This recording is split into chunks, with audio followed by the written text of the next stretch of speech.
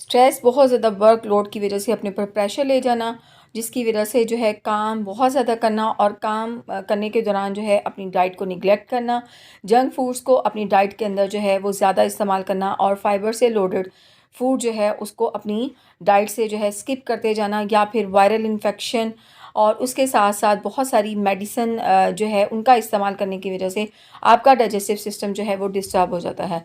Digestive system जो है वो आपके फूड को जो है ब्रेक डाउन करता है, जो हम खाते हैं, और उसको ब्रेक डाउन करके कन्वर्ट करता है इनटू द न्यूट्रिएंट्स, और उन न्यूट्रिएंट्स की आपकी बॉडी को ज़रूरत होती है। कुछ साइंस हैं जो रिप्रेजेंट करते हैं पुअर डाइजेशन को। अगर आपको एसिडिटी बार बार हो रही है, गैस हो रही है, या आपकी स्लीपिंग जो पैटर्न्स हैं उनके अंदर जो है वो चेंजेस आ रहे हैं, या आपको बहुत ज़्यादा जो है मीठे की क्रेविंग हो रही है खाना खाने के बाद, या फिर उसके साथ साथ अगर देखा जाए कि आप के मूड जो हैं वो स्विंग्स होते हैं, या फिर आप जो है वो आपकी हड्डियां जो हैं कमज़ोर हैं, आपके अंदर विटामिन डी और विटामिन बी जो है उसकी डेफिशिएंसी है, तो ये रिप्रेजेंट करता है कि आपकी डाइजेशन जो है वो पुअर है।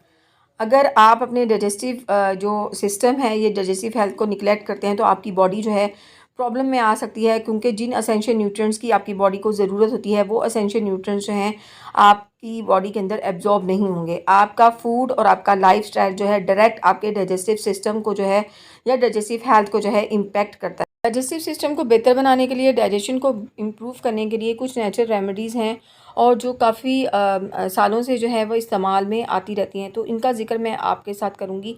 सबसे पहले जो है वो जीरा है, ज़ीरा।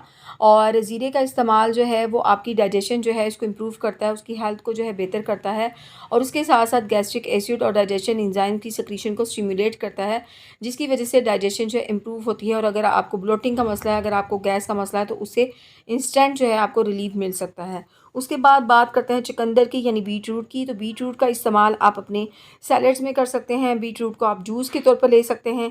ये आपको कॉन्स्टिपेशन से निजात दिलाता है, आपके हाजमे को मजबूत बनाता है, और उसके साथ साथ पेट से रिलेटेड जितनी भी बीमारियां होती हैं उनसे भी जो है वो निजात दिलाता है। यानी कि बहुत ज़्यादा जो है अफेक्टिव माना जाता है कि ये आपको कॉन्स्टिपेशन से, गैस से, एसिडिटी जो है उसे जो है वो छुटकारा जो है वो दिलाता है। इसके बाद अगर हम बात करें तो उसके अंदर जो है वो आता है जी फेनल सीड, जिसको हम सौंफ कहते हैं। और ये जो फेनल सीड है, ये सौंफ है, it is rich of antioxidants. ये आंतों की सोजिश जो है उससे बचाती है। और सौंफ को आप चाय में भी डाल सकते हैं, या फिर इसको आप पाउडर फॉर्म में भी जो है ले सकते हैं। और अगर आप जो है इसको माउथ फ्रेशनर के तौर पे भी ले सकते हैं। आपने इसका हाफ़ चम्मच जो है वो चबा लेना है, तो ये आपकी इनडाइजेशन जो है उससे आपको बचाएगा, और उसके साथ साथ जो है वो स्टिमुलेट करेगा आपके स्लेवरी एंजाइम को, जो आपकी डाइजेशन को जो है वो इम्प्रूव करेंगे। फेनल सीड जो है वाइडली जो है वो नोन है एज सौंफ। इसको सौंफ भी कहा जाता है, और इसको कंज्यूम किया जाता है जब आप बहुत ज़्यादा हैवी खाना या जंक फूड खा लेते हैं, तो उसके बाद इसका लेना जो है बहुत ज़्यादा अफेक्टिव है। इनडाइजेशन और एसिडिटी और ब्लोटिंग के अंदर बहुत ज़्यादा अफेक्टिव माने वाला जो सीड्स हैं, डेट आर अजवाइन।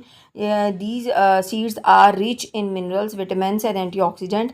ये आपकी जो स्टमक है या डाइजेशन है उसको स्ट्रॉन्ग करता है, उसके साथ साथ इंस्टेंट रिलीफ देता है फ्रॉम एसिडिटी एंड इंडाइजेशन, और उसके साथ साथ जो है ये हेल्प करता है इन सक्रीशन ऑफ डाइजेस्टिव जूस, जिसकी वजह से आपकी डाइजेशन जो है वो इम्प्रूव होती है, और आपको खाना खाने के बाद जो एब्डोमिनल डिस्कम्फर्ट होता है इससे भी आपको जो है ये बचाता है।